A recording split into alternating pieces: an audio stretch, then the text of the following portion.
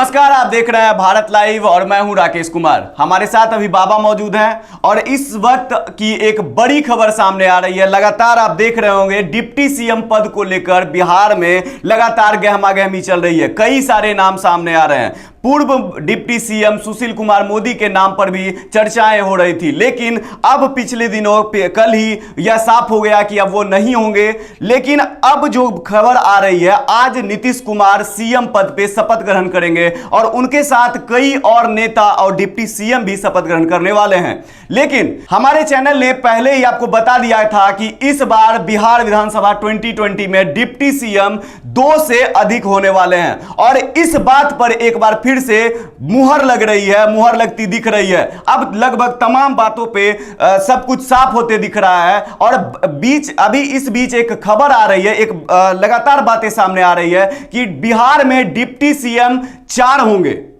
और कौन से नाम है हम बाबा से जानेंगे। और जो पहले हम बात कर चुके हैं कि हम पहले अब तक बातें रख चुके हैं कि डिप्टी सीएम 2 से अधिक होने वाले हैं इस बार। तो बाबा क्या कौन से नाम है और क्या कुछ जो बातें सामने आ रही है सही है, गलत है और कौन से नाम है बाबा?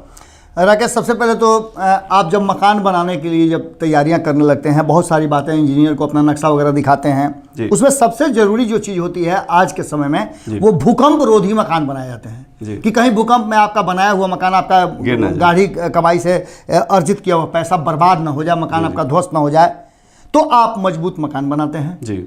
बिल्कुल वही काम भारतीय जनता पार्टी कर रही है। राजनाथ सिंह पहले से फील्डिंग कर रहे थे, लेकिन उनकी फील्डिंग में कहीं ना कहीं कोई कमी नजर आई। आपने देखा कि 2 स्पेशल फील्डर को यहां भेजा गया, जिसमें जेपी नड्डा और अमित शाह आए। और अमित शाह दौड़े दौड़े आने के पीछे कारण था कि वो चाहते थे कि भूकंप रोधी मकान बनाए। बार बार ये कहा जा रहा था कि बहुत महीन सी रसली है जिस पर पूरा एक्ट करना है 5 साल तक, और ये एक्ट तभी संभव हो सकता था जब जो अलग अलग तंत्र हैं, तत्व हैं, उन सारे तत्वों को एक जगह जोड़ लिया जाए और उन्हें इतना ज़्यादा बांध दिया जाए जिम्मेवारियों से, जवाबदेही से, कि वो इधर उधर नहीं हो सके। और शायद यही वो कारण था कि अमित शाह इसी के लिए जाने जाते हैं। अमित शाह जाने जाते हैं कि वो बहुत सारा सेक्रीफाइस करके सरकार चलाने के आदी हैं, सरकार बनाने के आदी हैं। भारतीय जनता पार्टी का सरकार में बड़ा हिस्सा हो और हिस्सेदारी हो, इस बात के लिए वो किसी हद तक जाने के लिए समझौता करने आपने देखा होगा कि चुनाव के वक्त अमित शाह अभी तक एक बार भी बिहार की दौरे पे नहीं आए थे और अब जब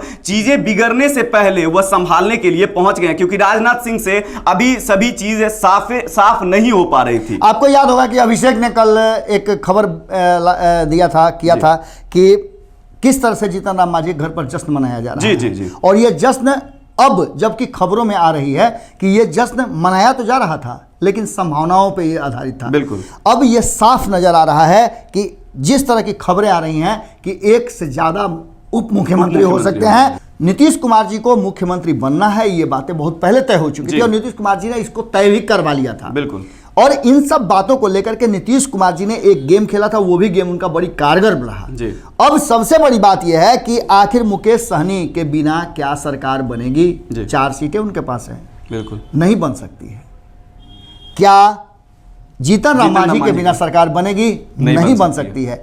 नीतीश कुमार और भारतीय जनता पार्टी के पास मान लीजिए कि विकल्प सीमित हो, लेकिन अगर भारतीय जनता पार्टी थोड़ा सा भी इस पर नहीं सोचती है, समझती है, तो भारतीय जनता पार्टी के हाथ से एक सत्ता निकल जाएगी, एक सरकार खत्म हो जाएगी और इसका इंपैक्ट उसके 2 राज्यों में होने वाले चुनाव पर पड़ेगा। और इसीलिए बहुत मजबूती के साथ अमित शाह दौड़े दौड़े भागे भागे आए हैं और बिहार में वो काम करना चाहते हैं जो काम मजबूती के साथ उनकी सरकार को कम से कम 2 साल तक ले जाए। आप एक बात समझ लीजिए कि बार बार जितनी मजबूत फील्डिंग महागठबंधन कर रहा है और जितना ज़्यादा सेंधमारी करने का प्रयास कर रहा है, जितनी सेंधमारी चुनाव से पहले नीतीश कुमार और भारतीय जनता पार्टी ने किया है, उसका कई गुना ज़्यादा सेंधमारी करने के फिराक में कहीं ना कहीं पड़ा हुआ है महागठबंधन। और ये प्रश्न बहुत बड़ा हो गया है। इंटरनल सोर्सेस की बात करें तो आप जितना शांत देख रहे होंगे महागठबंधन को, ये बहुत कुछ कहानी कह रहा है। बिल्कुल। और दूसरी तरफ एनडीए का जो है वो बहुत ही कम मार्जिनल एकदम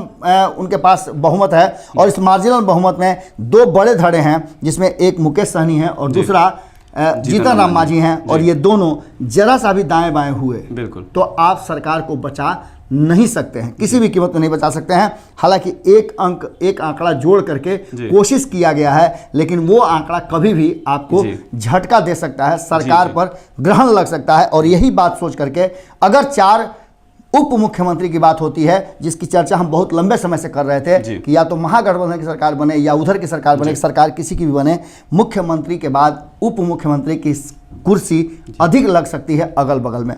और एक बार फिर से शायद यही कारण है कि रात भर जो ड्रामा चला, नौटंकी चला, और जिस तरह से सुशील मोदी को साधने के लिए प्रयास किया जा रहा, सुशील मोदी को आप सामान्य में नहीं ले सकते हैं। सुशील मोदी अपनी कुर्सी किसी को हस्तांतरित नहीं कर सकते हैं, ये सब कुछ जानते हैं। 2015 में उनकी कुर्सी उनसे छीनी थी, 2 साल के अंदर में कुर्सी उन्होंने हथिया लिया था। एक बार फिर से सुशील मोदी को आप किनारे कर रहे हैं तो आपको और मजबूत, चूंकि लड़ाई आपको एक तरफ महागठबंधन से लड़नी है और दूसरी तरफ सुशील मोदी और उनके खेमे से भी लड़ाई लड़नी है, और ये लड़ाई कोई और नहीं लड़ सकता है, अमित शाह लड़ सकते हैं। अमित शाह ने शायद इसका पूरा खाका खींच दिया है और अब आपको एक मुख्यमंत्री के साथ साथ 4 मुख्यमंत्री देखने को मिले तो कोई अतिशयोक्ति नहीं होगी, क्योंकि बिहार की राजनीति में हमने पहले भी आपको बताया है कि 30 साल का जो राजनीतिक जमीन है वो तैयार करने की कवायद शुरू हो गई है। बहुत सारा हुआ है। आंकड़ों के हिसाब से जैसे शपथ ग्रहण हो जाने के बाद हम आपको अलग अलग जब बताना शुरू करेंगे, विश्लेषण करना शुरू करेंगे कि क्या कुछ इस बार के चुनाव में दिखाया है, दर्शाया है आने वाले राजनीति को,